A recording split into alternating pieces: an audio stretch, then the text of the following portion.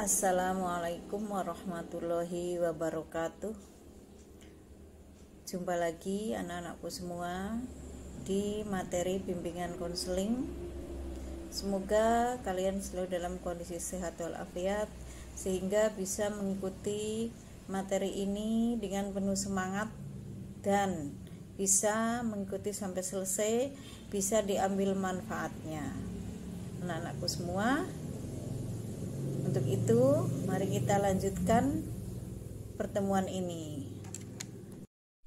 Baiklah anak-anak, kita lanjutkan dengan materi. Dengan kita awali Bismillahirrahmanirrahim. Materi kita siang ini adalah motivasi berprestasi.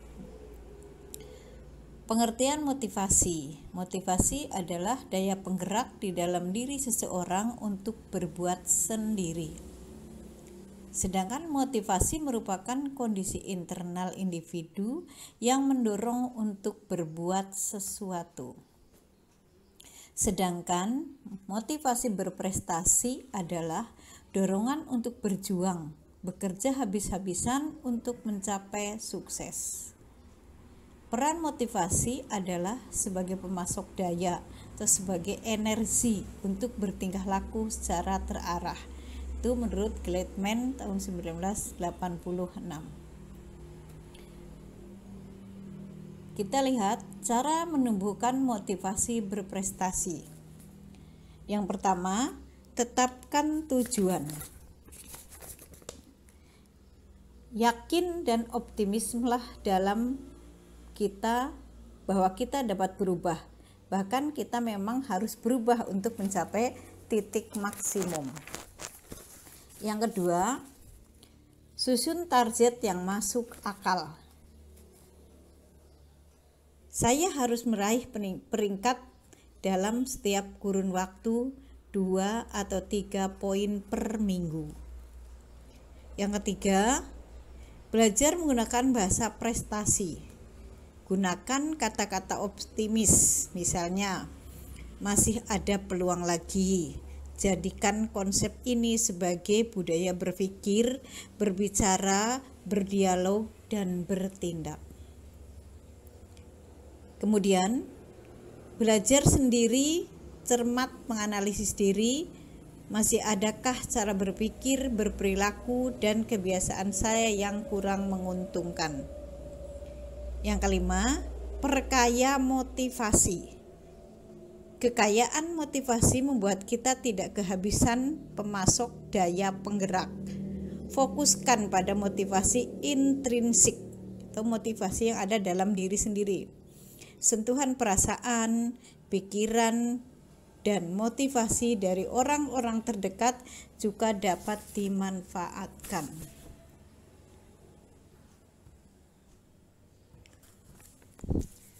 Tanda-tanda orang yang memiliki dorongan tinggi. Yang pertama, lebih suka dan puas terhadap prestasi hasil usaha sendiri. Yang kedua, sukses itu bukan karena nasib mujur, tetapi hasil perjuangan. Ketiga, kegagalan bukan berarti sial, tetapi karena volume usahanya berkurang atau kurang. Mereka kreatif, energik, lebih suka bertindak daripada berdiam diri, produktif dan penuh inisiatif. Selanjutnya, suka tantangan. Kemudian, selalu mengevaluasi dan mencari umpan balik untuk lebih giat.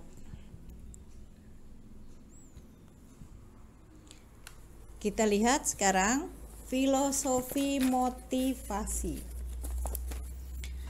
Pada hakikatnya, motivasi diyakini sebagai hasil penguatan atau reinforcement. Dorongan seseorang untuk menunjukkan bahwa dirinya positif. Seorang yang baik adalah motivasi untuk mendapatkan standar kepuasan diri.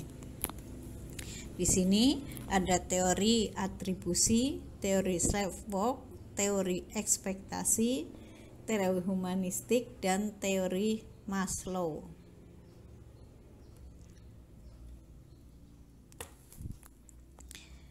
Teori atribusi. Siswa yang meyakini bahwa sukses atau gagal itu disebabkan oleh faktor kemampuan dan usaha dalam diri atau secara internal. Yang kedua, siswa yang percaya bahwa berhasil atau gagal itu disebabkan oleh faktor kemampuan dan usaha sendiri. Sedangkan teori ekspektasi yaitu motivasi seseorang tergantung pada besarnya kemungkinan berhasil dan bagaimana cara keberhasilan itu bagi dirinya. Contohnya, saya yakin dapat nilai yang tinggi kalau saya mau mencoba dan saya mau berusaha. Sedangkan teori Maslow adalah biasanya berupa kerucut, kebutuhan aktualisasi, kebutuhan harga diri, kebutuhan sosial, kebutuhan rasa aman, kebutuhan dasar. Sedangkan kebutuhan atau teori humanistik, teori humanistik yaitu dorongan yang tergerak karena ingin memenuhi kebutuhannya. Kebutuhan yang berakan orang bertingkah laku adalah kebutuhan fisik seperti makan, pakaian, tempat tinggal, air, dan udara. Kebutuhan ini paling dasar sifatnya. Kemudian kebutuhan rasa aman, bebas suasana ancaman dan bahaya. Kebutuhan untuk diterima dan dikasih sayangi atau dicintai. Kemudian kebutuhan untuk memperoleh pengakuan dan persetujuan. Kebutuhan ingin tahu, mengerti, dan menyelidiki. Kebutuhan mendapatkan keindahan dan kondisi teratur. Kebutuhan aktualisasi diri menjadi apapun yang diinginkan. Itu yang teori humanistik. Sedangkan motivasi dibedakan dalam dua jenis. Motivasi intrinsik yaitu dorongan yang bersumber dari dalam diri sendiri atau dari dalam diri seseorang. Contoh, dorongan ingin bisa, ingin makan, ingin pandai, dan sebagainya. Sedangkan motivasi ekstrinsik adalah dorongan untuk berbuat sesuatu yang berasal dari luar dirinya sendiri. Contoh, seseorang bertingkah laku karena ada penghargaan, pujian, dorongan, harapan dari luar, misalnya dari orang tua. Motivasi berprestasi adalah dorongan untuk berjuang, bekerja untuk mencapai kesuksesan. Adalah suatu motivasi untuk berkinerja, berprestasi lebih baik, lebih efisien, lebih cepat, lebih berkualitas dari hari ke hari. Anak-anak, semoga kalian semua bisa menjadi anak-anak yang punya motivasi berprestasi yang tinggi. Oke.